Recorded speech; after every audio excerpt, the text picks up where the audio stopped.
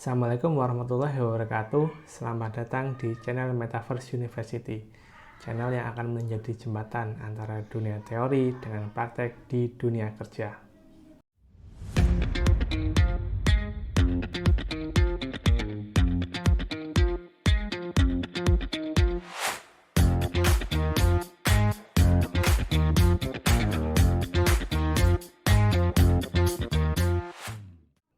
Di video kali ini saya akan mengajak teman-teman berdiskusi paling tidak 3 hal.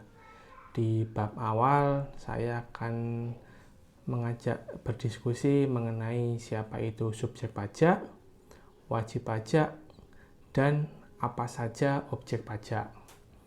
Lalu nanti di bab selanjutnya saya ingin mengajak teman-teman berdiskusi mengenai kapan saat timbulnya kewajiban perpajakan. Dan di akhir nanti juga bahan diskusi kita yaitu mengenai sistem perpajakan yang ada di Indonesia. Dari ketiga bab itu semua akan saya rangkum di materi yang berjudul pengantar perpajakan. Oke, kita bahas satu persatu.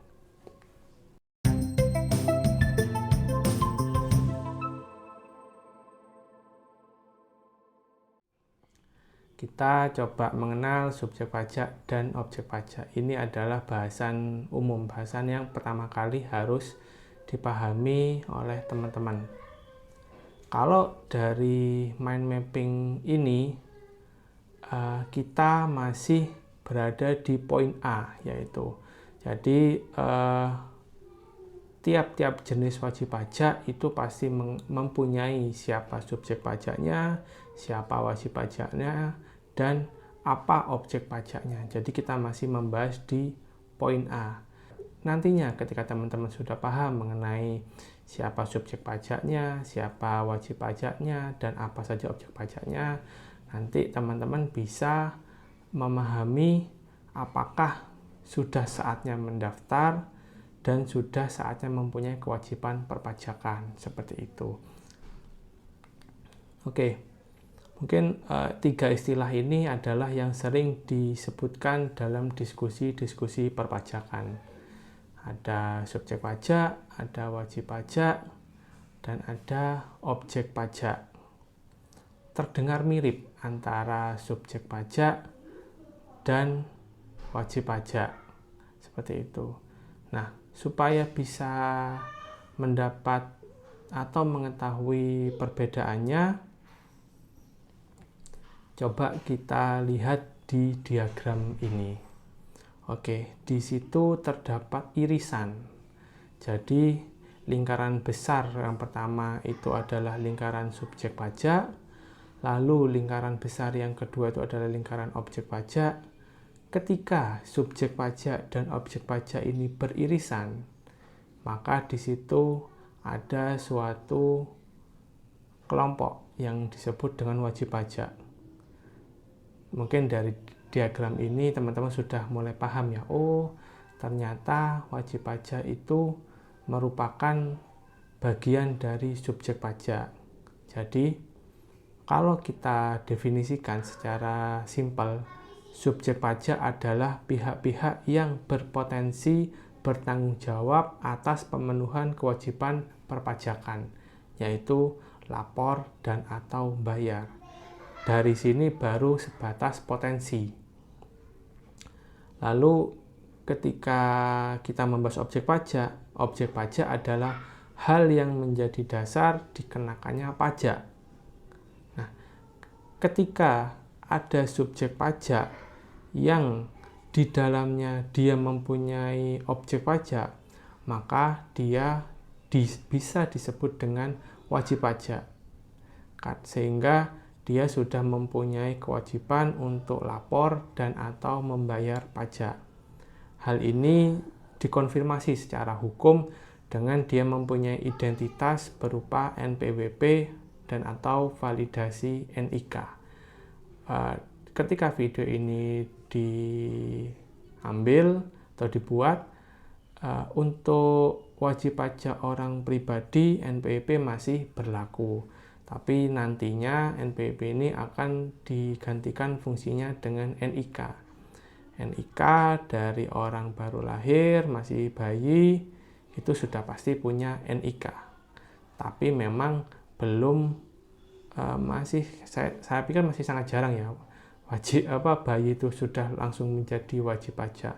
Maka dari itu ketika bayi itu beranjak dewasa, ketika dia memang sudah mempunyai kewajiban perpajakan, dia perlu memvalidasi NIK-nya supaya dia bisa berubah statusnya menjadi subjek pajak menjadi wajib pajak.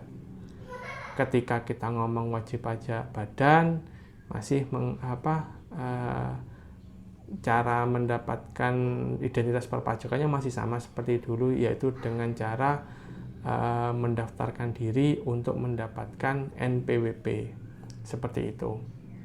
Oke, jadi dari sini bisa diambil kesimpulan, bisa dikatakan secara umum seluruh penduduk Indonesia itu sudah pasti subjek pajak, tapi belum tentu dia menjadi wajib pajak. Butuh adanya objek pajak yang melekat pada penduduk Indonesia agar dia bisa dikatakan menjadi wajib pajak. Oke, mungkin teman-teman ada yang berpikir, nah kalau seperti itu bisa jadi ada dong yang dia sebenarnya realnya sudah seharusnya berstatus sebagai wajib pajak karena ada objek pajak yang melekat di dalamnya, tapi karena dia tidak tahu, dia tidak sadar, atau memang dengan sengaja menghindar, dia tidak ingin mempunyai identitas perpajakan, sehingga atau dengan tujuan dia memang untuk tidak membayar pajak seperti itu. Tapi sehingga kan bisa jadi ini kan menimbulkan rasa kecemburuan atau rasa ketidakadilan bagi subjek pajak yang secara sukarela mendaftarkan diri untuk mendapatkan NPWP atau secara sukarela mengaktifasi atau memvalidasi NIK-nya, dan ada subjek pajak yang secara pasif atau berdiam diri dengan sengaja tidak mendaftarkan untuk mendapatkan NPWP atau memvalidasi NIK-nya. Tenang, undang-undang kita yaitu Undang-Undang Harmonisasi Perpajakan di klaster KUP itu sudah mengaturnya untuk memenuhi rasa keadilan ini, yaitu di pasal 2 ayat 1, setiap wajib pajak yang telah memenuhi persyaratan subjektif dan objektif sesuai dengan ketentuan peraturan perundang-undangan perpajakan wajib mendaftarkan diri kepada kantor Direktorat Jenderal Pajak yang wilayah kerjanya meliputi tempat tinggal atau tempat kedudukan wajib pajak dan kepadanya diberikan nomor pokok wajib pajak. Ayat 1 ini mengatur untuk subjek pajak yang memang secara sukarela untuk mendapatkan NPWP atau memvalidasi NIK-nya. Kalau zaman sekarang kan sudah langsung online ya untuk validasi NIK.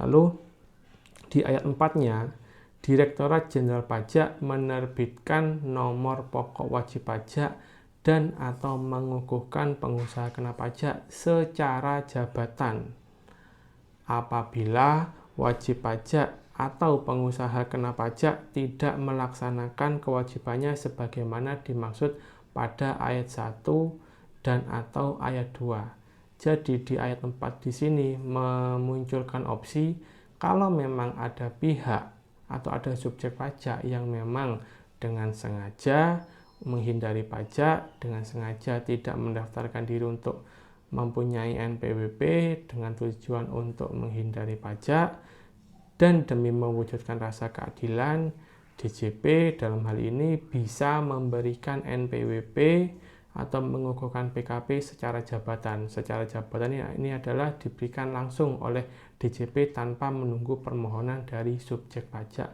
tersebut. Oke, seperti itu. Lalu di ayat 4A, kewajiban perpajakan bagi wajib pajak yang diterbitkan NPWP dan atau dikukuhkan sebagai pengusaha kena pajak secara jabatan sebagaimana disebut dalam ayat 4 dimulai sejak saat wajib pajak memenuhi persyaratan subjektif dan objektif sesuai dengan ketentuan peraturan perundang-undang perpajakan paling lama 5 tahun sebelum diterbitkan NPWP dan atau dikukuhkan menjadi PKP. Dari pasal ini, lagi-lagi demi mewujudkan keadilan, bisa ditarik mundur kewajiban perpajakannya. Jadi, jika ada subjek pajak yang diberikan NPWP secara jabatan, kewajiban perpajakannya agak beda dengan subjek pajak yang telah secara sukarela mendaftarkan untuk mempunyai NPWP. Kalau sukarela, kewajiban perpajakannya dimulai sejak dia punya NPWP. Tapi kalau diberikan secara jabatan oleh kantor pajak, itu bisa ditarik mundur atau berlaku surut ke belakang maksimal 5 tahun. Seperti itu. Dan ini pasti menimbulkan konsekuensi, terdapat sanksi. Jadi pasti pajak yang dibayar lebih besar karena ada sanksi yang harus dia bayar. Lagi-lagi pasal ini dimunculkan dengan tujuan untuk memberikan rasa keadilan bagi yang sudah mendaftarkan untuk mempunyai NPWP atau memvalidasi NIK-nya secara sukarela. Oke, kita masuk ke subjek dan objek pajak PPh. Oke, kita lihat di slide, bisa teman-teman lihat bahwa subjek pajak PPh itu dibagi dalam 3 golongan. Yang pertama itu orang pribadi, lalu badan, dan bentuk usaha tetap. Orang pribadi ini bisa orang pribadi dalam negeri ataupun orang pribadi luar negeri, dan warisan yang belum terbagi, karena warisan ini merupakan perwakilan dari orang pribadi yang memang sudah meninggal dunia. Lalu untuk yang kedua yaitu badan. Badan di sini adalah badan dalam negeri, karena memang kita untuk yang kita jadikan subjek adalah memang adalah badan hukum yang ada di Indonesia.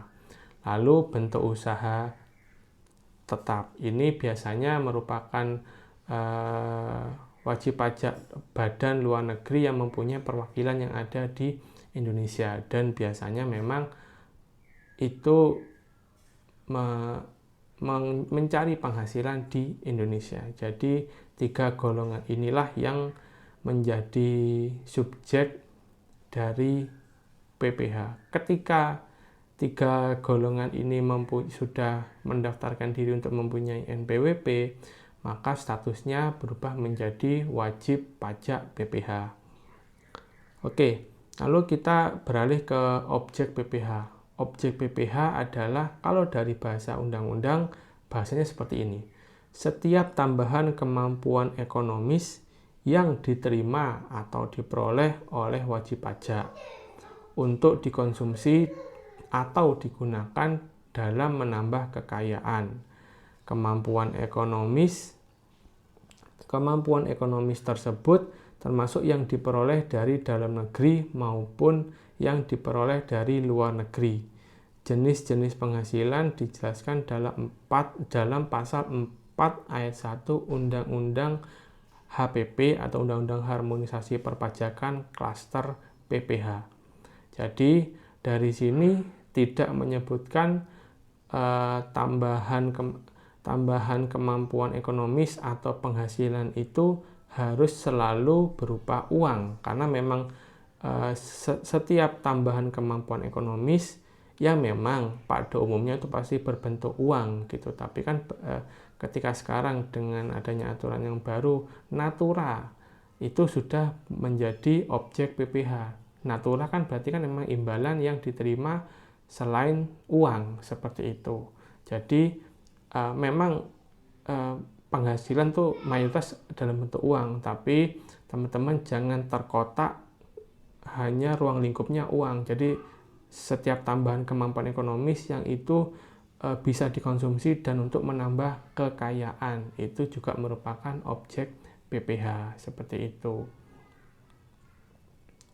Lalu kita mencoba ke objek PPN, subjek dan objek PPN. Kita lihat dulu subjek dan objek PPN ini agak unik seperti itu. Kenapa agak unik?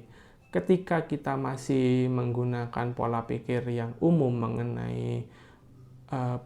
mengenai PPh itu tadi, PPh ini kan jelas ya kepada orang pribadi, kepada badan yang memang itu berpotensi mempunyai penghasilan seperti itu.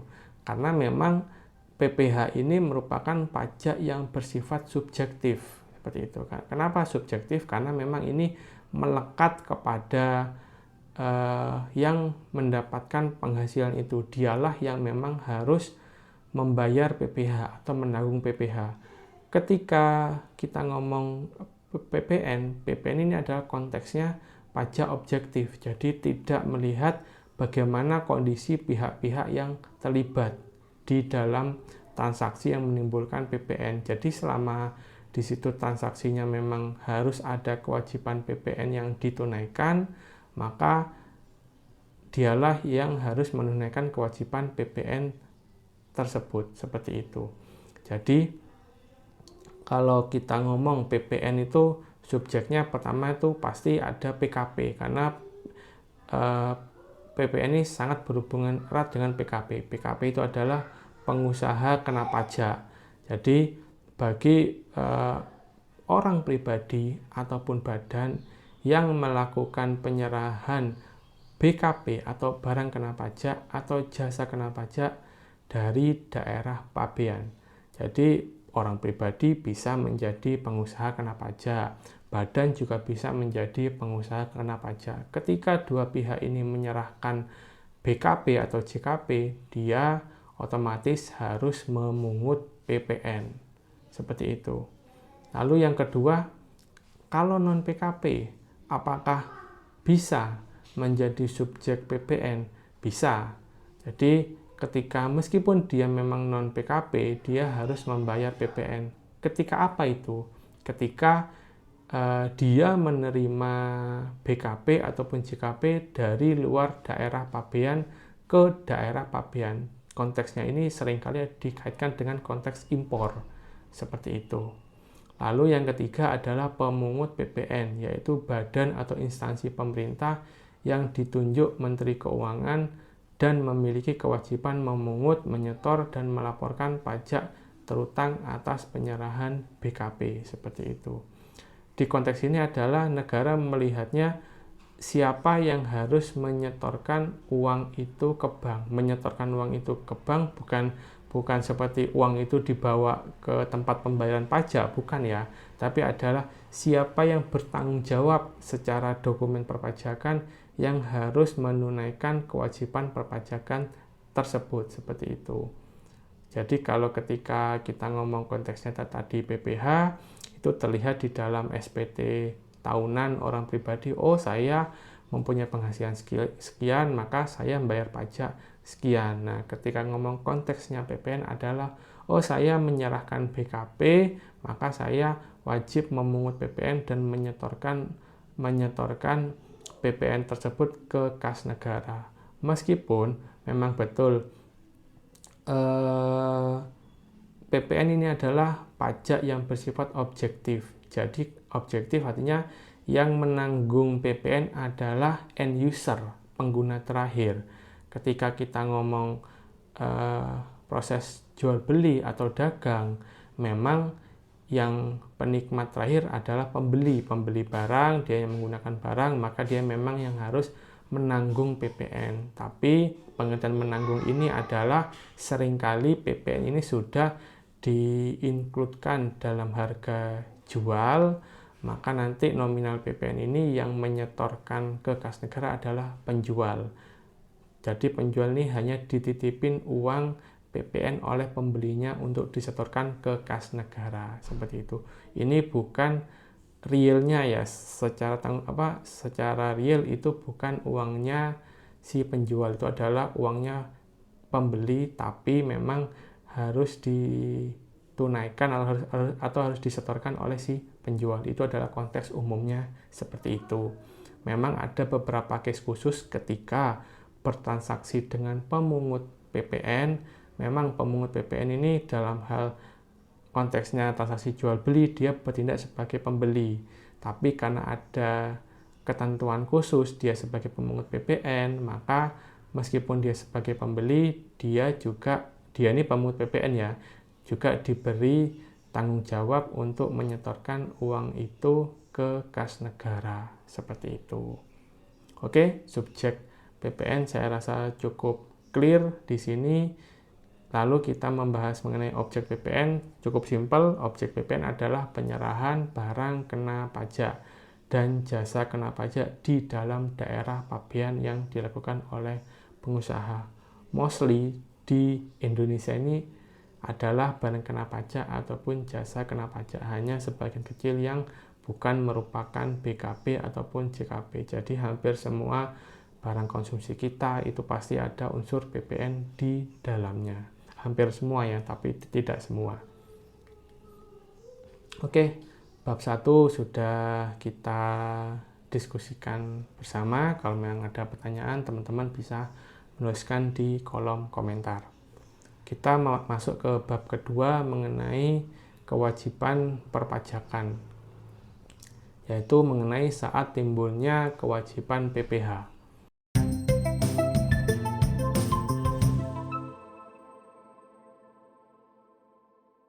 Seperti tadi sudah saya katakan, PPh adalah pajak yang bersifat subjektif, ditentukan oleh keadaan subjektif dari subjek pajaknya.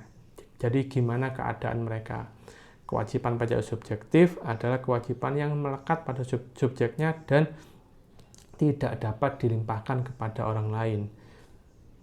Dan NPWP itu merupakan syarat administrasi untuk memenuhi kewajiban perpajakannya.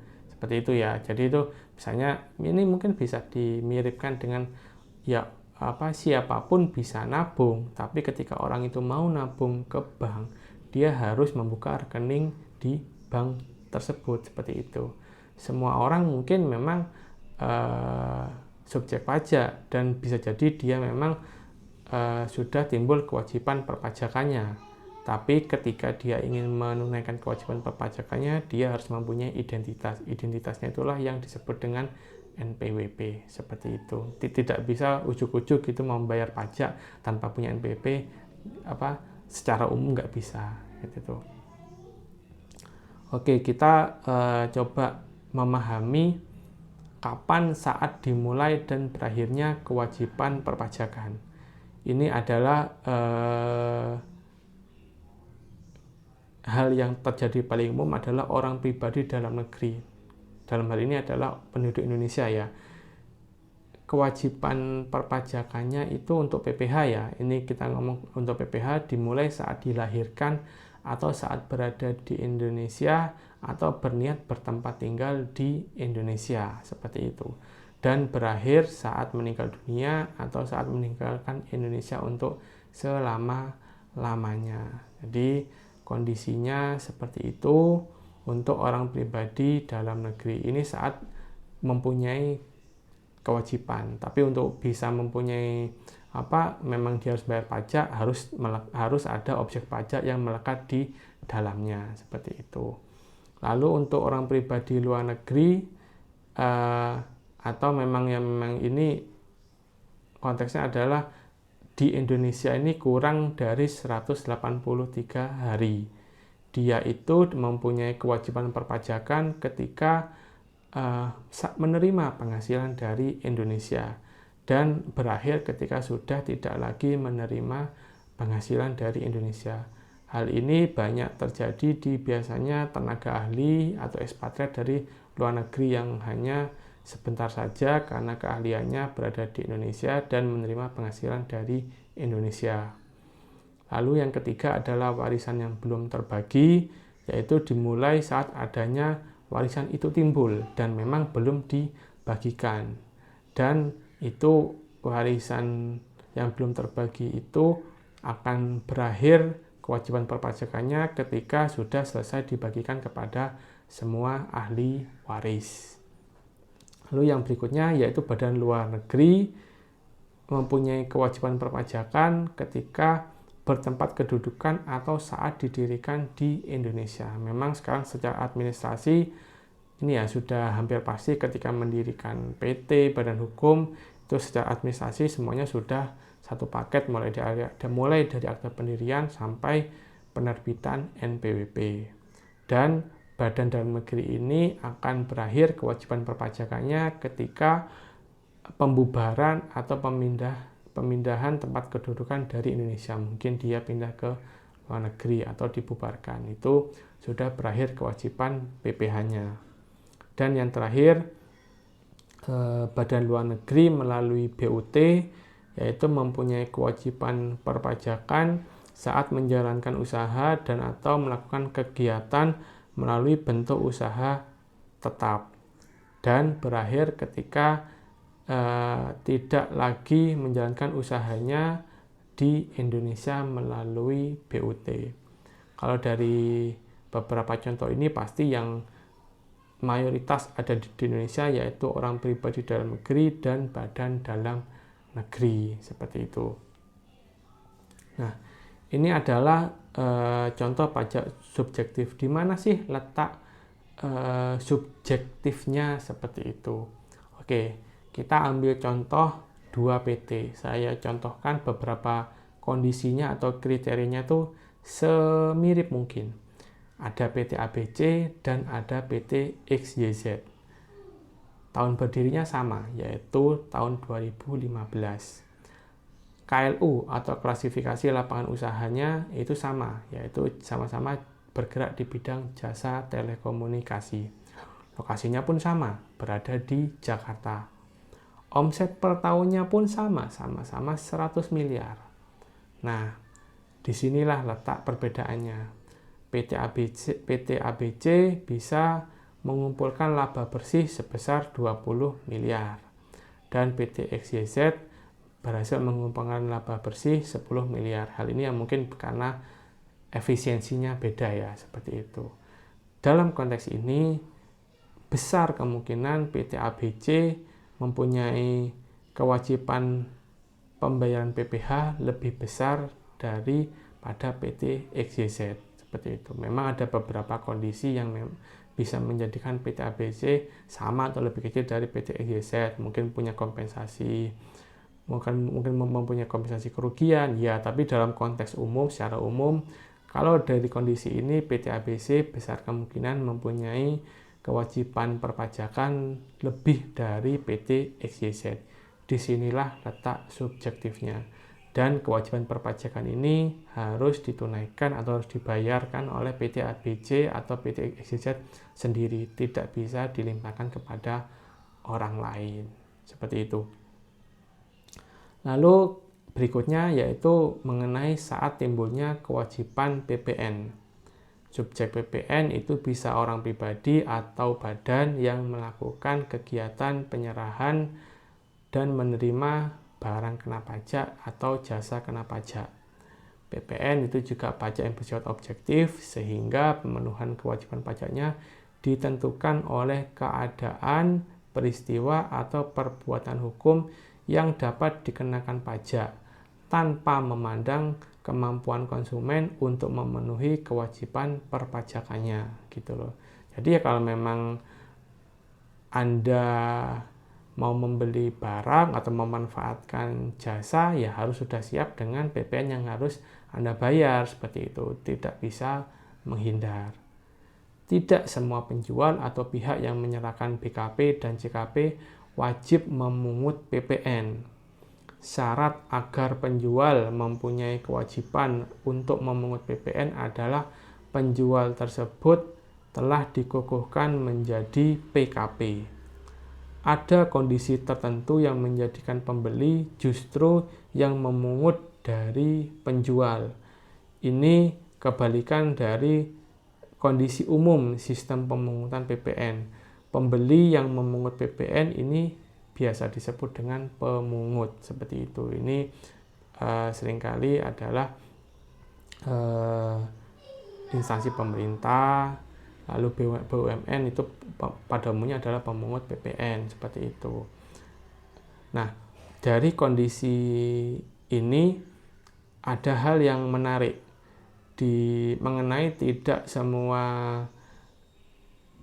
penjual atau pihak yang menyerahkan BKP wajib memungut PPN. PPN di sini ini ya harus tertulis secara dokumen. Memang di situ ada PPN-nya. Ketika penjual itu bukan PKP, jangan coba-coba menuliskan di situ ada PPN, karena di situ salah. Berarti kalau Anda menuliskan PPN berarti akan dipahami oleh pembeli Anda bahwa si penjual ini akan memungut PPN. Kalau penjual itu sudah PKP memang betul dia akan memungut PPN, tapi kalau belum PKP berarti dia memang tidak berhak untuk memungut PPN. Dari penjelasan saya barusan mungkin ada yang berpikir, wah kalau gitu saya mending beli ke penjual yang bukan PKP, kan tidak ada PPN-nya, pasti lebih murah. Nah, nanti akan saya berikan contohnya supaya apakah memang benar lebih murah, seperti itu. Lalu mengenai subjek PPN. Subjek PPN seperti tadi yang sudah saya spill di depan ada 3. Saya coba bahas satu persatu. Subjek PPN itu yang pertama adalah PKP. PPN dipungut oleh PKP dalam kondisi PKP tersebut melakukan penyerahan BKP atau JKP. Lalu yang kedua, PKP tersebut melakukan ekspor BKP tidak berwujud ataupun ekspor JKP, seperti itu. Karena yang namanya ekspor itu tidak selalu barang yang berwujud, bisa jadi memang barang yang tidak terwujud. Barang yang tidak berwujud, pengusaha yang melakukan penyerahan atau mengekspor BKP atau JKP berwujud maupun tidak berwujud di wilayah pabean merupakan subjek PPN, sehingga wajib melakukan hal-hal sebagai berikut. Yang pertama, melaporkan usaha untuk dikukuhkan sebagai PKP. Lalu yang berikutnya memungut pajak terutang.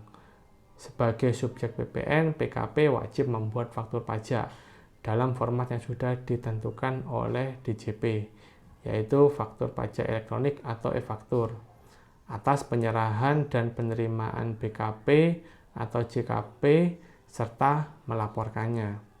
Lalu yang ketiga, menyetorkan PPN yang masih dibayar dalam hal pajak keluaran lebih besar daripada pajak masukan yang dapat dikreditkan serta menyetorkan pajak penjualan atas barang mewah atau PPN BM yang terutang. Dalam kondisi normal, ketika penjual atau PKP itu untung. Ini masih jam berapa? Ya, sebentar, Ayah masih recording nanti ya. Oke, kita lanjut. Untuk yang berikutnya yaitu menyetorkan PPN yang masih harus dibayar dalam hal pajak keluaran lebih besar daripada pajak masukan yang dapat dikreditkan serta menyetorkan pajak penjualan atas barang mewah atau PPN BM yang terutang. Dalam konteks ini adalah kondisi umum yang terjadi di semua PKP ya. Ketika namanya jual beli, berdagang, berbisnis itu pasti yang dicari adalah laba, gain atau untung. Dan PPN ini merupakan sifatnya laporan bulanan, SPT masa PPN. Jadi ketika dalam bulan tersebut penjualan atau omset yang itu pasti diikuti dengan PPN atau pajak keluaran di dalamnya, dan di dalam bulan tersebut juga pasti ada pembelian barang sebagai modal untuk jualan barang-barang tersebut yang itu pasti diikuti dengan pajak masukan. Yang namanya berbisnis pasti harga jual lebih dari harga beli dong, itu adalah kondisi umum. Jadi ketika harga jual lebih dari harga beli dan di situ timbul selisih yang disebut laba atau untung, sangat besar kemungkinan di situ juga pasti ada PPN yang kurang dibayar karena pajak keluarannya lebih besar daripada pajak masukan. Ketika pajak keluaran lebih besar daripada pajak masukan di satu masa atau di satu bulan tersebut, maka di situ timbul kewajiban PPN yang masih harus dibayar. PPN yang masih harus dibayar itu hanya selisihnya, dan itu besar kemungkinan sebanding dengan laba yang diperoleh di bulan tersebut. Misal laba yang diperoleh di bulan tersebut sebesar 100 juta, tarif PPN 11%, maka di situ ada PPN yang perlu dibayar sebesar 11 juta rupiah. Itu adalah kondisi umum. Lalu yang terakhir adalah melaporkan perhitungan pajaknya. Oke, subjek PPN yang kedua yaitu selain pengusaha kena pajak atau non-PKP. PPN akan tetap terutang atas penyerahan BKP dan pemanfaatan JKP di wilayah daerah pabean meskipun BKP atau JKP tersebut berasal dari luar daerah pabean atau yang menyerahkan bukan PKP. Hal ini bisa terjadi ketika impor BKP. Kan impor si penjualnya di luar negeri yang tidak mungkin dibebani PPN, maka yang menunaikan kewajiban PPN-nya adalah si penerima barang atau pengimpor atau pembeli yang ada di daerah pabean, seperti itu. Yang kalau dalam kondisi normal kan harusnya si penjual ya, karena penjualnya di luar daerah pabean, maka si pembelinya yang harus menyelesaikan kewajiban PPN-nya. Lalu yang kedua yaitu pemanfaatan BKP tidak berwujud dari luar daerah pabean di dalam daerah pabean. Lalu yang ketiga pemanfaatan JKP dari luar daerah pabean ke dalam daerah pabean. Dan yang berikutnya adalah melakukan kegiatan pembangunan. Dalam hal ini adalah yang biasa disebut dengan KMS, kegiatan membangun sendiri. Ada beberapa batasan ketika orang tersebut melakukan bangun gedung, bangun rumah yang memang sudah memenuhi batasan-batasan, dia memang harus membayar PPN KMS atau PPN kegiatan membangun sendiri. Jika teman-teman ingin mengetahui lebih lanjut apa itu PPN KMS, teman-teman silahkan komentar. Nanti akan saya buatkan video khusus mengenai PPN KMS. Lalu subjek pajak yang terakhir yaitu pemungut. Pemungut itu adalah badan atau instansi yang ditunjuk oleh Menteri Keuangan. Jadi memang ada penunjukannya ya, tidak bisa serta-merta mengklaim saya ini adalah pemungut PPN. Tidak, itu sudah ada ketentuannya, sudah ada yang menunjuk yaitu Menteri Keuangan, dan memiliki kewajiban memungut, menyetor dan melaporkan pajak terutang atas penyerahan BKP atau JKP. Oke, kita coba langsung masuk kepada contoh di mana sih letak contoh real di lapangan, di mana sih letak pengaplikasian pajak objektifnya itu di mana. Lagi-lagi saya contohkan dua pihak, saya bikin kondisinya semirip mungkin. Ada tuan A dan tuan B. Di situ jenis kelaminnya sama-sama laki-laki. Usianya pun sama, 36. Pendidikan terakhirnya pun sama, S2. Pekerjaannya pun sama-sama pegawai di PT XYZ. Hanya yang satunya tuan A mempunyai take home pay 100 juta per bulan, tuan B 20 juta per bulan.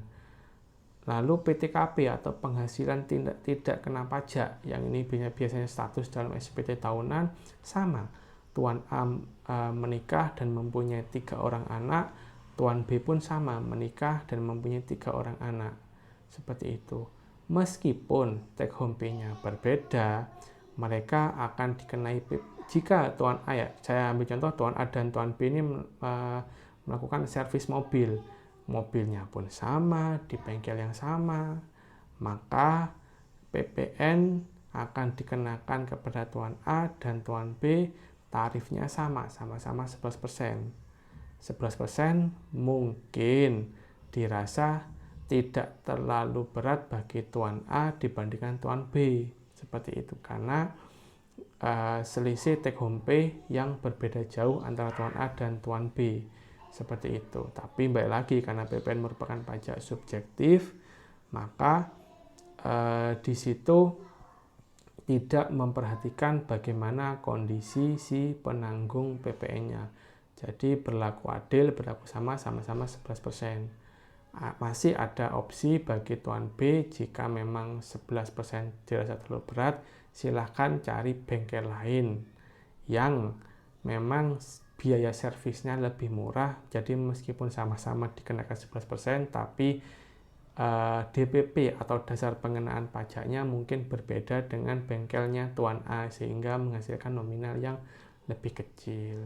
Tapi ketika tuan B memilih bengkel yang sama dengan tuan A, maka mobilnya sama, mobil yang diservis sama, bengkelnya sama, tagihan servisnya sama, maka PPN yang harus dibayar pun juga akan sama, seperti itu. Disitulah letak pajak objektifnya. Oke. Ini adalah pertanyaan yang sering ditanyakan kepada kami, yaitu apakah PKP itu merupakan sebuah kewajiban, seperti itu. Oke, coba kita bahas dari segi aturannya dulu ya. Di pasal 3A Undang-Undang Harmonisasi Peraturan Perpajakan Klaster PPN, di ayat 1 di situ disebutkan bahwa pengusaha adalah yang melakukan atau pihak yang melakukan penyerahan sebagaimana dimaksud dalam pasal 4 ayat 1 huruf A, huruf C, huruf F, huruf G, dan huruf H, kecuali pengusaha yang batasannya ditetapkan oleh Menteri Keuangan, wajib melaporkan usahanya untuk dikukuhkan menjadi pengusaha kena pajak dan wajib memungut, menyetor, dan melaporkan pajak pertambahan nilai dan pajak penjualan atas barang mewah yang terutang. Jadi pengusaha yang melakukan aktivitas sebagaimana disebut dalam pasal 4 ayat 1 huruf A, C, F, G, dan H itu wajib dikukuhkan menjadi PKP, seperti itu. Lalu di ayat 1A juga disebutkan bahwa pengusaha kecil sebagaimana dimaksud dalam ayat 1 dapat memilih untuk dikukuhkan sebagai pengusaha kena pajak. Nah, masih dibuka ruang, masih dibuka opsi, meskipun omsetnya tidak mencapai batas, pengusaha kecil boleh loh untuk dikukuhkan menjadi PKP. Mungkin bagi yang awam akan menjadi bertanya-tanya, loh, kok mau ya omsetnya belum mempunyai kewajiban yang ditetapkan oleh undang-undang, tapi kok malah memilih untuk menjadi PKP, karena memang menjadi PKP mempunyai banyak manfaat, seperti itu. Lalu di ayat keduanya juga disebutkan bahwa pengusaha kecil yang memilih untuk dikukuhkan sebagai pengusaha kena pajak wajib melaksanakan ketentuan sebagaimana disebut dalam ayat 1. Jadi pengusaha kecil yang dikukuhkan menjadi PKP mempunyai kewajiban PPN yang sama persis dengan pengusaha yang memang sudah seharusnya menjadi PKP. Tidak ada perbedaan, seperti itu. Di PMK nomor 197 atau Peraturan Menteri Keuangan nomor 197 tahun 2013, yang dimaksud dengan pengusaha kecil adalah pengusaha yang selama 1 tahun buku melakukan penyerahan PKP dan atau JKP dengan jumlah peredaran bruto atau omset tidak lebih dari 4,8 miliar. Jadi batasan untuk pihak atau subjek pajak atau wajib pajak yang memang harus dikukuhkan menjadi PKP ketika dia memang omsetnya sudah 4,8 miliar. Kalau di bawah 4,8 miliar masih merupakan opsional, tapi ketika sudah 4,8, minimal 4,8 sudah harus menjadi PKP atau JKP. Ketika ada pertanyaan selanjutnya, Pak, gimana Pak? Memang sudah pernah Pak 4,8, lalu dikukuhkan menjadi PKP di tahun tersebut di tahun berikutnya turun Pak omsetnya menjadi hanya 4M gitu. Tetap kewajiban PKP harus dijalankan meskipun omsetnya turun dari atau kurang dari 4,8 miliar seperti itu. Ada beberapa hal yang positif atau juga ada yang memang dipandang beban bagi orang yang menjadi PKP. Saya sebutkan dari hal yang positif dulu ya. Hal yang positif adalah status PKP dapat meningkatkan kepercayaan dari mitra perusahaan terhadap status dan reputasi pengusaha kena pajak. Dan pengusaha yang sudah dikukuhkan menjadi PKP dapat melakukan transaksi jual beli dengan bendaharawan pemerintah maupun ikut serta dalam pengadaan barang dan jasa, itu pasti. Jadi memang untuk ikut tender pemerintah sudah pasti dibutuhkan rekanannya itu sudah menjadi PKP dan dapat mengkreditkan pajak masukan. Ini hubungannya dengan cash flow. Kalau cash flow-nya perusahaan kuat sih it's okay ya, tapi kalau cash flow-nya perusahaannya juga terbatas, dia pasti akan membutuhkan untuk mengkreditkan pajak masukan agar PPN yang harus dia bayar tidak terlalu besar gitu. Ya mungkin hal yang dianggap sebagai beban adalah ketika wajib pajak tersebut dikukuhkan menjadi PKP, dia mempunyai kewajiban untuk administrasi PPN, mulai dari menerbitkan faktur, mulai dari lapor PPN setiap bulan. Nah, disitulah perlu dipertimbangkan antara benefit yang didapatkan ketika menjadi PKP dengan biaya atau beban untuk melaksanakan kewajiban administrasi PPN setiap bulannya. Tapi saya rasa benefit yang didapatkan pasti jauh lebih besar daripada beban yang harus dilaksanakan oleh wajib pajak tersebut. Oke, setelah tadi kita mengetahui mengenai apa saja kelebihan dan beban menjadi PKP sebagai mungkin ya salah satu pertimbangan buat teman-teman ketika mendirikan usaha, saya sebaiknya menjadi PKP atau non PKP ya, seperti itu. Nah, saya mencoba semakin memantapkan hati teman-teman untuk memilih apakah menjadi PKP atau bertahan di non PKP melalui sebuah ilustrasi, supaya teman-teman juga lebih pertimbangannya lebih mantap nih. Oh, saya mau menjadi PKP saja. Oh, saya tetap menjadi ingin non PKP kalau memang masih ada opsi untuk tidak menjadi PKP. Saya coba ilustrasikan di sini ada ketiga pihak ya, yang kondisinya saya bikin semirip mungkin. Ada PT ABC, ada PT DEF, dan ada PT XYZ. Ketiga PT ini didirikan di tanggal dan tahun yang sama, yaitu sama-sama 1 Oktober tahun 2023. Dan mempunyai jenis usaha yang sama juga, sama-sama melakukan bisnis penjualan sepeda. Dari ketiga PT ini yang membedakan adalah kewajiban PPN-nya. Untuk PT ABC, dia memilih untuk dikukuhkan menjadi pengusaha kena pajak. Sedangkan PT DEF memilih untuk dikukuhkan menjadi pengusaha kena pajak, tapi tidak mengkreditkan pajak masukan. Kalau tadi PT ABC kan memilih untuk mengkreditkan pajak masukan ya, seperti itu. Lalu PT XYZ memang tidak memilih untuk menjadi pengusaha kena pajak, sehingga PT XYZ tidak memungut PPN dan tidak dapat mengkreditkan pajak masukan dari biaya-biaya yang dia keluarkan. Oke, di bulan Oktober mereka omsetnya sama semuanya, sama-sama 500 juta seperti itu. Cuman ketika di breakdown itu ada perbedaan seperti itu. Jadi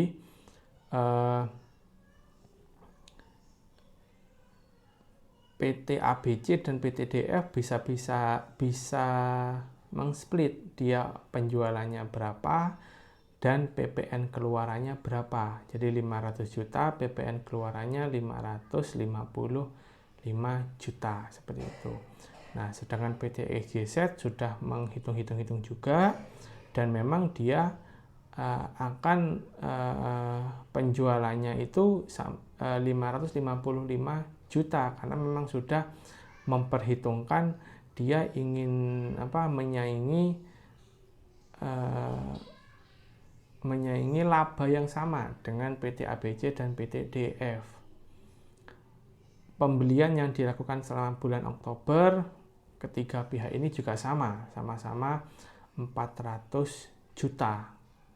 Dan dari invoice pembelian yang mereka dapat itu PPN masukannya tertulis. Jadi PT XYZ ya, meskipun dia bukan PKP, tapi kan dia juga bisa menerima faktur pajak. Hanya dia tidak bisa mengkreditkan faktur pajak masukan dari barang yang dia beli. Jadi ketika lihat invoice dan faktur pajak, ketiga pihak ini sama, yaitu pembeliannya sebesar 400 juta sehingga terdapat PPN masukan sebesar 44 juta. Seperti itu. Sehingga laba atau rugi yang tertulis yaitu untuk PT ABC sebesar 100 juta. 500 juta dikurangi 400 juta itu selisihnya 100 juta, dan PPN yang harus dibayar itu bisa dihitung dari 11% kali 100 juta sehingga menghasilkan angka 11 juta, atau dari PPN keluaran sebesar 55 juta dikurangi 44 juta. Secara secara aturan pajak, cara menghitung kewajiban PPN yang benar adalah PPN keluaran sebesar 55 juta dikurangi PPN masukan sebesar 44 juta sehingga menghasilkan angka 11 juta. Ini adalah cara menghitung kewajiban PPN yang harus dibayar berdasarkan aturan perpajakan. Begini caranya. Tapi secara teori matematis juga bisa dihitung dengan cara kewajiban PPN itu merupakan 11% dari laba, seperti itu. Lalu untuk PT DEF, dia memilih untuk tidak mengkreditkan pajak masukan. Ya mungkin cash flow-nya kuat. Jadi PP kan mengkreditkan pajak masukan itu merupakan opsi, bukan sebuah keharusan. Seperti itu. Jadi ketika kondisi seperti ini, penjualannya 500 juta karena memang tetap harus memungut PPN, lalu pembeliannya itu PPN-nya dimasukkan sebagai unsur biaya, tidak dikreditkan dalam SPT masa PPN, sehingga laba yang dihasilkan tertulis angka 56 juta, kewajiban PPN-nya sebesar 55 juta, lebih tinggi daripada PT ABC. Nah, mungkin hal ini dilakukan oleh PT DEF, salah satu motivasinya adalah agar PPh badan yang dibayarkan oleh PT DEF itu kecil. Mungkin salah satu motivasi seperti itu. Nanti kita lihat hasil akhirnya seperti apa. Lalu di PT XYZ, penjualannya dia membukukan sebesar 555 juta, pembeliannya pun sebesar 444 juta karena dimasukkan sebagai unsur biaya atas PPN dari dia beli-beli barang untuk dijual lagi, seperti itu, sehingga menghasilkan laba atau rugi sebesar 111 juta. Itu kondisi yang terjadi di bulan Oktober tahun 2023. Lalu masuk ke bulan berikutnya, di bulan November 2023, kondisinya pun mirip seperti itu. Hanya omsetnya naik menjadi 700 juta. Seperti itu. PT XYZ ini sebenarnya tahu konsep PPN, tapi karena dia belum PKP sehingga setiap transaksi bisnisnya itu sudah diperhitungkan adanya PPN di dalamnya, seperti itu. Oke, sehingga singkat cerita PT ABC membukukan laba 200 juta dengan kewajiban PPN yang harus dibayar sebesar 22 juta. PT DEF membukukan laba sebesar 145 juta dengan kewajiban PPN 77 juta. Dan PT XYZ membukukan laba 222 juta. Sampai di kondisi ini terlihat PT XYZ labanya besar ya dibanding PT-PT yang lain. Oke, di bulan Desember juga mirip kondisinya, yaitu pajak penjualan atau omsetnya sebesar 1 miliar. Nah, untuk PT XYZ kan 1 miliar 110 juta karena sudah diperhitungkan dengan PPN yang harus dia tanggung, tapi karena tidak ada sarana administrasi sehingga dia memasukkan semuanya ke dalam invoice seperti itu. Lalu pembelian yang dilakukan oleh ketiga PT ini melebihi omset yang berhasil dicapai di bulan tersebut. Ya, hal ini wajar. Mungkin di bulan tersebut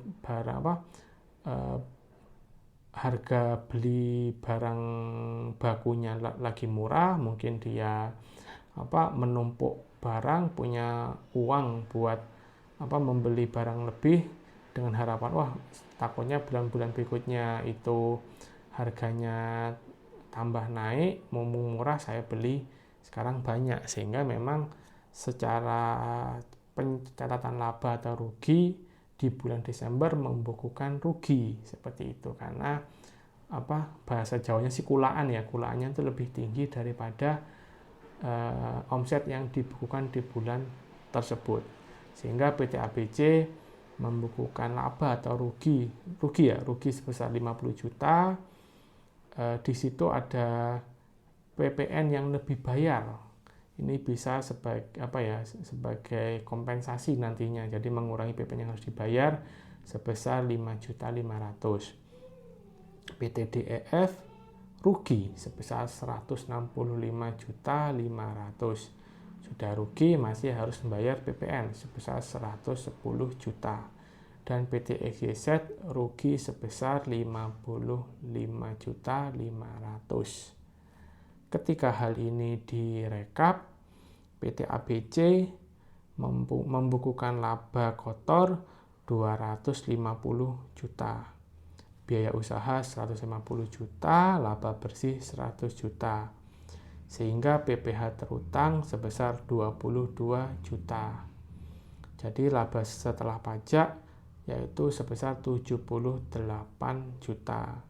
Tapi dari total PPN yang harus dibayarkan, PT ABC membayarkan sebesar 27.500.000 sebesar itu. Lalu untuk PT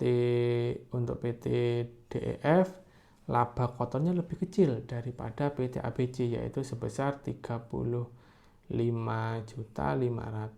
biaya usahanya 150 juta sama, sehingga membukukan laba atau rugi bersih.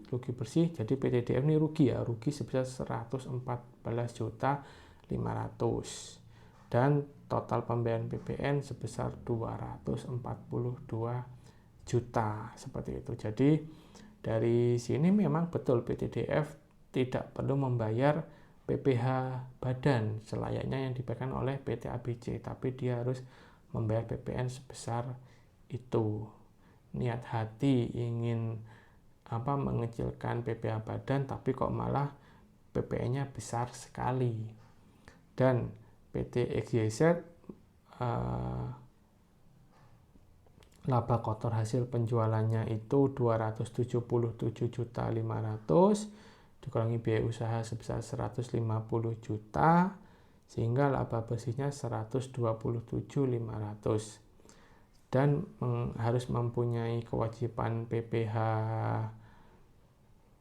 badan sebesar 28.050.000, sehingga laba setelah setelah pajaknya sebesar 99.450.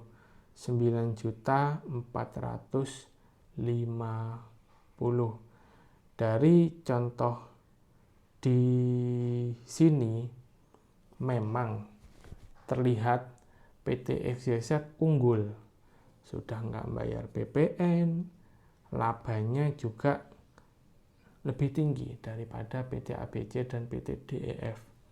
Tapi dalam prakteknya mungkin PT XYZ ini agak kesulitan dalam bisnisnya karena dia tidak bisa menerbitkan faktur pajak. Nah, bisa jadi kan customer PT XYZ ini akan membutuhkan faktur pajak sebagai pajak masukan bagi mereka supaya cash flow mereka tetap terjaga seperti itu.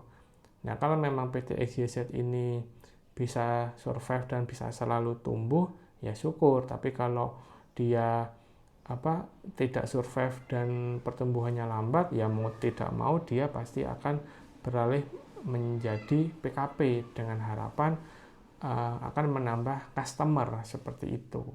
Dan yang dilakukan oleh PT DF ini bukan merupakan pilihan yang bijak seperti itu ya, karena memang ada sebuah resiko cash flow yang sangat besar ketika tidak mengkreditkan pajak masukan seperti itu.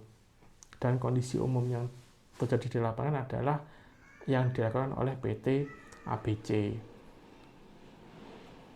Oke, kita sudah membahas 2 bab dan kita sudah memasuki bab yang ketiga, yaitu mengenai sistem perpajakan yang ada di Indonesia.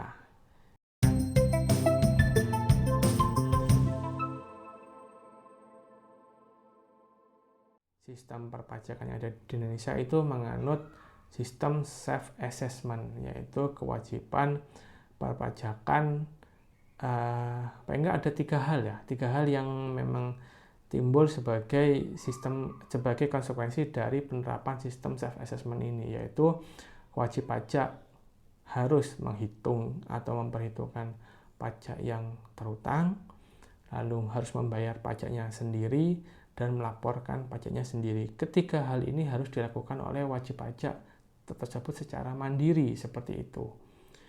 Hal ini agak berbeda dengan pajak daerah, khususnya mungkin yang sering diperbandingkan oleh teman-teman adalah pajak kendaraan bermotor, yang itu merupakan pajak daerah. Untuk pajak kendaraan bermotor itu mengandung prinsip official assessment, artinya wajib pajak hanya perlu untuk membayar pajak tersebut saja, tanpa perlu repot-repot untuk menghitung berapa pajak yang harus dia bayar, dan tidak perlu melaporkan kalau memang dia sudah membayar. Jadi ketika dia sudah membayar pajak, otomatis dia akan mendapat bukti pengesahan bahwa dia sudah membayar pajak. Itulah yang disebut dengan official assessment. Ketika self-assessment, wajib pajak perlu melakukan ketiga hal tersebut secara mandiri. Ya pasti ada plus minusnya antara sistem self-assessment maupun official assessment. Nanti coba teman-teman bisa membandingkan sendiri ya ketika ada di penjelasan saya berikutnya. Kita lihat dulu dari segi aturan hukumnya, mana sih yang sebagai pijakan bahwa Indonesia ini menganut sistem self-assessment. Disebutkan dalam pasal 3 Undang-Undang HPP Klaster KUP di ayat 1 bahwa setiap wajib pajak wajib mengisi surat pemberitahuan atau yang biasa disebut dengan SPT dengan benar, lengkap, dan jelas dalam bahasa Indonesia dengan menggunakan huruf Latin, angka Arab, satuan mata uang rupiah, dan menandatangani serta menyampaikan ke kantor Direktorat Jenderal Pajak tempat terdaftar atau dikukuhkan atau tempat lain yang ditetapkan oleh Direktur Jenderal Pajak. Kondisi saat ini, atau ini memang aturan lama, tapi kondisi saat ini kan semuanya sudah serba online ya. Jadi sudah borderless lah. Jadi sudah konteks harus melaporkan ke kantor, harus menyampaikan ke kantor Direktur Jenderal Pajak tempat wajib pajak terdaftar ini sudah sangat minim ya, karena memang sudah dilakukan di website DJP Online semua, seperti itu. Lalu di pasal 12 masih di Undang-Undang HPP Klaster KUP disebutkan di ayat 1, pasal 12 ayat 1 bahwa setiap wajib pajak wajib membayar pajak yang terutang sesuai dengan ketentuan peraturan perundang-undangan perpajakan dengan tidak menggantungkan pada adanya surat ketetapan pajak. Jadi tidak harus menunggu kantor pajak menetapkan SKP dan hal ini memeriksa berapa pajak yang harus dibayar. Jadi silakan melakukan perhitungan sendiri berapa pajak yang harus dibayar dan silakan melakukan pembayaran di tempat pembayaran yang telah ditentukan. Bisa bank, bisa kantor pos, dan bisa marketplace seperti itu. Nah, konsekuensi dari self-assessment ini paling tidak ini ada 2 ya. Yang pertama, WP harus memahami aturan perpajakan agar dapat melaksanakan sistem self-assessment tersebut secara benar. Coba bandingkan dengan pajak kendaraan bermotor dan PBB perkotaan dan pedesaan yang menjadi tanggung jawab pemerintah daerah yang menganut prinsip official assessment. Wajib pajak sudah diinfokan berapa jumlah pajak yang harus dibayar, seperti itu. Lalu yang berikutnya, akibat dari self-assessment ini, DJP diberikan kewenangan untuk melakukan pemeriksaan atas SPT yang dilaporkan wajib pajak. Istilahnya itu post audit. Jadi silakan lapor dulu, diperiksa nanti. Sudah mirip ulangan ketika kita dulu masih di bangku sekolah gitu loh. Kondisinya mirip-mirip seperti itu. Kalau kita ngomong pajak kendaraan bermotor, yang bayar aja apa yang ditentukan oleh di surat yang harus kita bayar. Mobil Anda merek ini, sepeda motor Anda merek ini, tahun ini Anda harus membayar pajak sekian. Jadi di situ tidak melihat kondisinya seperti itu. Jadi selama itu kendaraannya mereknya sama, tahunnya sama, semua atributnya sama, besar kemungkinan pajak yang harus dibayar itu sama, seperti itu. Berbeda dengan PPH, sama-sama menikah dengan 3 orang anak, ketika yang satunya omsetnya lagi banyak, lagi untung besar, yang satu omsetnya lagi turun, itu pajak yang harus dibayar pasti berbeda. Seperti itu. Itulah perbedaan self-assessment dan official assessment, seperti itu ya. Pajak yang harus dibayar itu dihitung sendiri dan sudah untuk self-assessment, official assessment itu ditentukan oleh Pemda, itu bedanya. Nah, ketika kita kembali ke mind mapping yang di awal tadi, ketika penerapan self-assessment ini berarti akan ada konsekuensi DJP diberi kewenangan untuk melakukan pemeriksaan atas SPT yang dilaporkan wajib pajak. Jadi dilakukan pemeriksaan atas SPT yang sudah disampaikan, benar enggak, wajar tidak, sesuai tidak dengan semua data-data yang didapatkan oleh Direktorat Jenderal Pajak. Apa sih tujuan dilakukan pemeriksaan ini? Lagi-lagi untuk menciptakan rasa keadilan, karena dengan pemeriksaan ini bisa untuk menguji kepatuhan pemenuhan kewajiban wajib pajak dan untuk tujuan lain dalam rangka melaksanakan ketentuan peraturan perundang-undangan perpajakan. Hal ini ditulis dalam pasal 29 Undang-Undang HPP Klaster KUP, seperti itu. Jadi tujuan pemeriksaan itu untuk menciptakan rasa keadilan agar semua wajib pajak ini membayar pajak memang sudah sesuai dengan yang seharusnya dia bayar. Lalu DJP juga dapat menerbitkan surat ketetapan kurang bayar dalam jangka waktu 5 tahun setelah saat terutangnya pajak atau berakhirnya masa pajak. Setelah dilakukan tindakan pemeriksaan itu akan timbul pajak yang tidak atau kurang dibayar. Jadi hasil pemeriksaan ini kalau memang nanti menghasilkan yang disebut dengan SKPKB atau surat ketetapan pajak kurang bayar, di situ harus ada pajak yang harus dibayar lagi. Nah, disitulah seringkali yang menjadi bahan berita ya, loh saya sudah membayar pajak, sudah dipotong pajak oleh pemberi kerja, kenapa kok masih harus ada membayar pajak lagi? Disinilah letak wajib pajak harus tahu aturan pajak, karena tidak cukup Anda sudah dipotong pajak oleh pihak lain sehingga Anda bisa merasa, oh saya sudah membayar pajak, tapi Anda harus paham aturan dan harus mengecek kembali bahwa apakah pajak yang sudah dipotong oleh pihak lain itu sudah sesuai dengan besaran pajak yang seharusnya dibayar. Konteksnya adalah ketika wajib pajak itu adalah bekerja sebagai pegawai di satu perusahaan saja atau di satu instansi saja atau di satu pemberi kerja saja, kemungkinan besar antara pajak yang sudah dipotong dengan yang harus dia bayar itu sudah sesuai, artinya akan menghasilkan hasil akhir yang nihil. Tapi kan tidak semua orang seperti itu. Ada orang yang bekerja di dua tempat artinya di perusahaan A dan perusahaan B. Ada orang yang bekerja sebagai pegawai dan buka bisnis atau dagang. Ada yang bekerja sebagai pegawai dan punya keahlian, jadi menawarkan jasa yang profesional seperti itu. Nah, dari beberapa variasi itu perlu dihitung ulang lagi aspek perpajakannya, yang bisa jadi ada pajak yang memang perlu dibayar lagi untuk bisa mencapai bahwa memang segitulah pajak yang harus dibayar. Itulah konsekuensi dari self assessment ini, seperti itu. Oke, tadi sudah disebut ya, menyampaikan SPT tahunan gitu loh.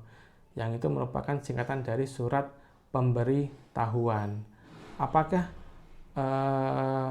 fungsi dari surat pemberitahuan itu bagi wajib pajak PPH, SPT itu berfungsi untuk sarana melaporkan atau mempertanggungjawabkan perhitungan pajak yang sebenarnya terutang. Jadi nanti melalui SPT ini, ketika wajib pajak itu dari satu pemberi kerja akan menghasilkan nihil. Tapi kalau dari dua pemberi kerja, dari kombinasi-kombinasi bagaimana cara dia mencari uang, di situ akan terlihat, oh saya masih kurang bayar, oh saya sudah pas nih pembayarannya, oh saya ini malah lebih bayar, seperti itu. Itu perlu dicek lagi oleh wajib pajak di SPT tahunannya. Itu fungsinya SPT tahunan, jadi sebagai sarana untuk melaporkan dan mempertanggungjawabkan perhitungan pajak.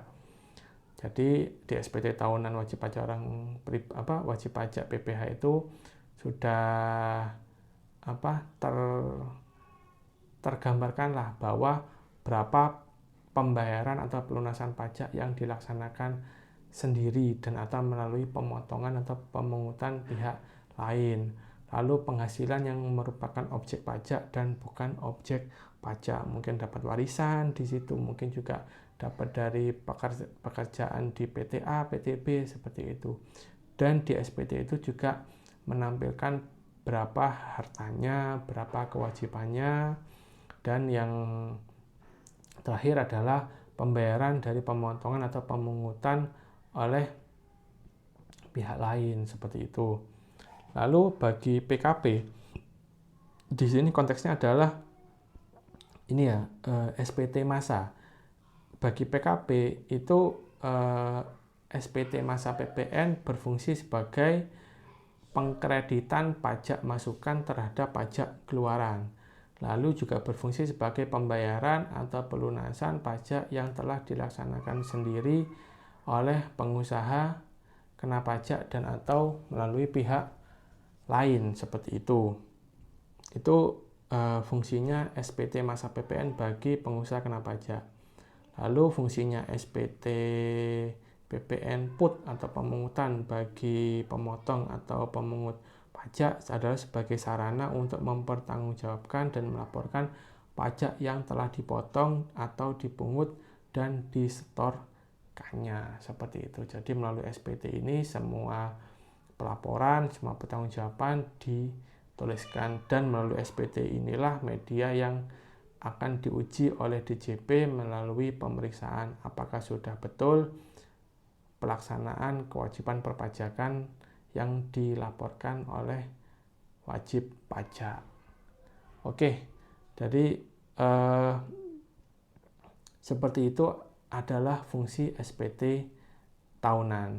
Lalu ini yang ingin saya jelaskan adalah melaporkan SPT tahunannya. Jadi SPT tahunan itu wajib diisi dengan benar, lengkap dan jelas dalam bentuk kertas dan atau dalam bentuk elektronik sesuai dengan petunjuk pengisian yang diberikan berdasarkan ketentuan peraturan perundang-undangan perpajakan. Jadi kalau ngomongnya tahun 2024 ini sudah sangat jarang ya SPT itu dilaporkan dalam bentuk kertas. Sudah sebagian besar dilakukan dalam bentuk elektronik. Kita seringkali mendengar benar, lengkap, dan jelas. Apakah yang dimaksud dengan hal-hal tersebut? Benar dalam hal perhitungan, termasuk benar dalam hal penerapan ketentuan peraturan perpajakan.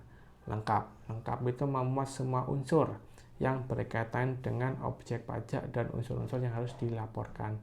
Jelas itu melaporkan asal-usul atau sumber dari objek dan unsur lain yang harus dilaporkan dalam SPT tahunan. Surat pemberitahuan yang telah diisi dengan benar, lengkap, dan jelas wajib disampaikan kepada kantor pajak dan atau tempat dikukuhkannya wajib pajak sebagai PKP. Tapi sekarang semua sudah serba elektronik, jadi penyampaiannya pun juga melalui elektronik atau internet. Mengenai batas waktu, SPT ini juga mempunyai batas waktu penyampaian, yaitu untuk SPT masa paling lambat tanggal 20. SPT masanya ini SPT masa PPH itu pasti tanggal 20. Dalam hal ini kalau ngomong hari ini yang masih dilakukan ada SPT masa pasal 21 dan SPT unifikasi.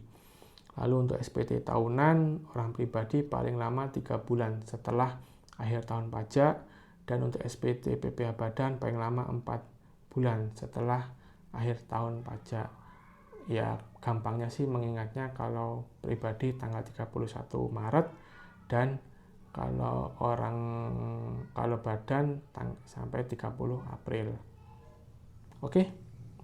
Seperti itu mengenai pengantar perpajakan kali ini. Semoga dari hal-hal yang saya sampaikan teman-teman bisa semakin memahami dasar-dasar perpajakan, sehingga nanti di video-video berikutnya ketika saya menjelaskan hal yang lebih teknis lagi, teman-teman sudah paham, sudah tidak bingung lagi apa itu PPh, apa itu PPN, kenapa saya harus dikenakan 2 kali, kan masih banyak pertanyaannya. Kok saya udah bayar PPN, kenapa masih harus bayar PPh, seperti itu. Yang baik lagi, PPN itu adalah uang dari pembeli, bukan uang penjual. Jadi laba dari penjual itu dikenakan PPh, uangnya pembeli yaitu PPN itu dibayarkan atau dititipkan kepada penjual untuk disetorkan kepada kas negara. Jadi dalam konteks umum wajar bahwa saya kan sebagai penjual dapat laba, penjual menyetorkan PPN. PPN yang disetorkan ini adalah PPN milik pembeli Anda, bukan uang Anda. Uang Anda adalah laba, dan laba itu yang dikenakan PPh, seperti itu. Dan dari penjelasan saya tadi, kalau memang teman-teman masih ada yang perlu ditanyakan, silakan tulis di kolom komentar. Insya Allah nanti akan saya jawab di kesempatan berikutnya. Sekian dari saya, sampai jumpa di video-video berikutnya. Jangan lupa panduannya dalam memahami video-video dari Metaverse University, silakan lihat di rencana pembelajaran supaya teman-teman dalam mempelajarinya bisa terstruktur dan sistematis seperti itu. Tanggal upload video saya belum tentu berurutan dengan rencana pembelajaran, tapi pola pikir dan pola pemahaman harus sesuai dengan urutan rencana pembelajaran supaya teman-teman tidak bingung. Oh, saya harus memahami ini dulu supaya bisa memahami hal yang berikutnya. Seperti itu ya. Oke, sekian dari saya akhiri. Wassalamualaikum warahmatullahi wabarakatuh.